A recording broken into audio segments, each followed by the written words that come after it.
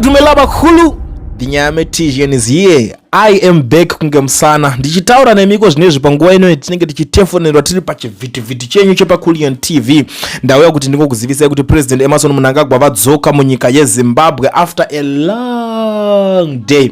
Zvakawanda zvanga zviri kuitika zvekuti vanhu vemarch and march vanga vakazara panze vachitaura zvoni we fear for koro. Hatina watinovhunduka takasiyana nemaZimbabweans. Hanza isu hatina pfungwa dzeuko, hativhunduke, hatichikidzirwe zvokunzonzi yeye munoita sei. But situation yanga iri tense ikoko because President Ramaphosa ni government yavo vanga vagara vakabairira polisi yakazara left right center. Durban is not Durban yatanga jaira vazweze.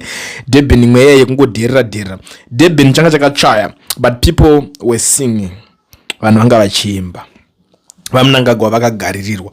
And the purpose for this SADC meeting, for this SADC march yanga iri yekuda kufinhura like zvinhu zvekuti zvinogara zvichirambidzwa. Unozati nyika dzinosiyana kwavada, zvinhu zvekuti zvinorambidzwa kweduwo zvedu zvinorambidzwa. Manaka anza ndikambona zvinhu zvakadai so izvi. Vanhu vari kumacha vari kurarama, these guys they are living our dream life. Usakona inondinakidza uchimhanya mustreet uchiti Mnangagwa rowa pasi wanyanya wauraya vanhu nenzara mudhara kani ewe. But it's something like this South African, they are living our dream life. Honestly speaking, I just know even my war veterans makurota anayo pano muri kushaira kana wani mukana kuti mumbomacha muchimba makananga nepa state house pepe muchimba muchinakirwa so muchimudza kuti ayo achade mani chimbotimirira. Because you know one thing chandakazo notice all along ndasingazivi why is it this SANPF government yakavenga ma war veterans. Kana ndoti zvema war veterans, I'm talking of my real war veterans.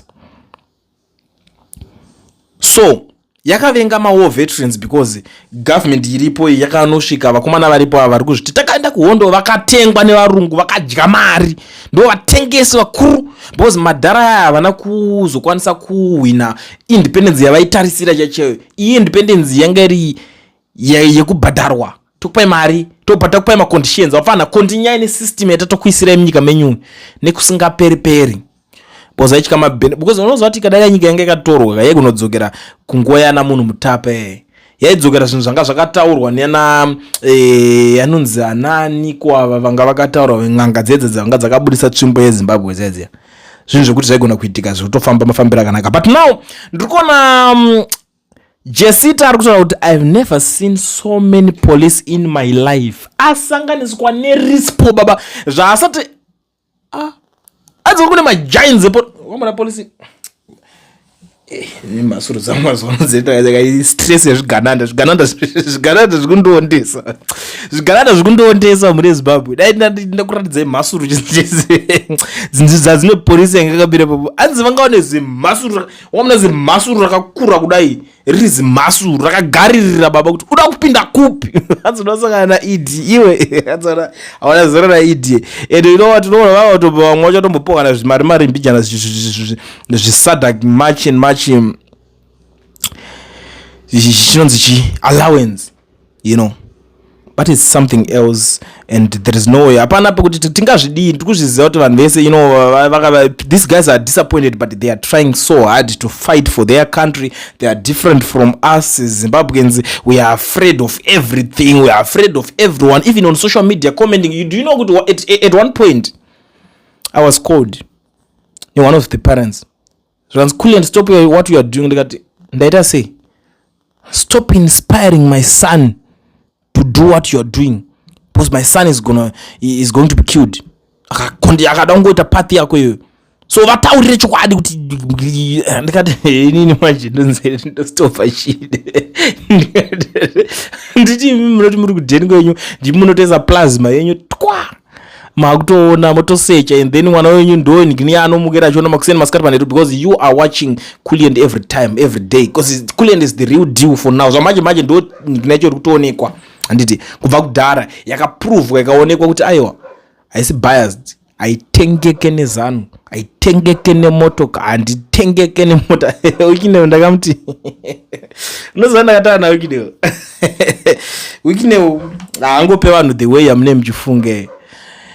but tine zvinhu zvatakataura nawiki now zvekuti it's not something yekuti ndingazosvika pakumudisrespecta kutaura pane public in that way tatasangana pane dzimwe nzvimbo dzimwe dzisingaita kuti nziringira. But now let me go back to Jesse ari kuti zoni these cowards said we won't march to their leaders just because they feared them, and now that we did, they have other things they are saying, proof that cowards die many times before their death, and even when they are dead they will die again. Hanzi ma cowards I was ndiri kuchikaidi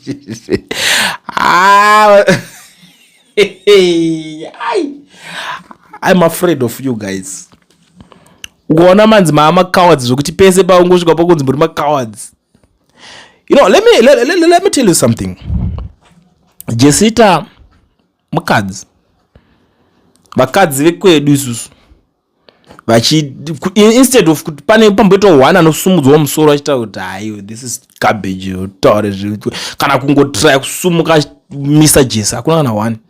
Varimo masisters edu vanenge vachingotenderera umo chavanongofunga varume kuti ndikufunga boyfriend ndine chimufesi changu chinyowani chiripo apa chiri kubhadhara ndozve zvingofungwa chete musoro makangozara murume chete kuda kunyengwada ndozvinenge zvakangozara mubrain dzavo chete kungofunga chii.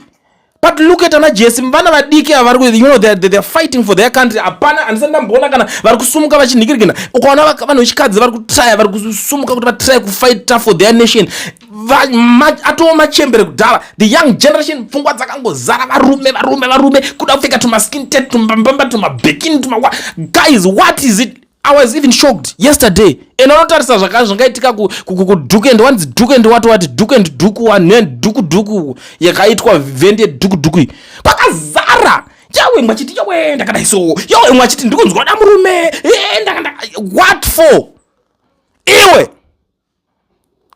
zviri bobo here zvamunenge muchiitezvi.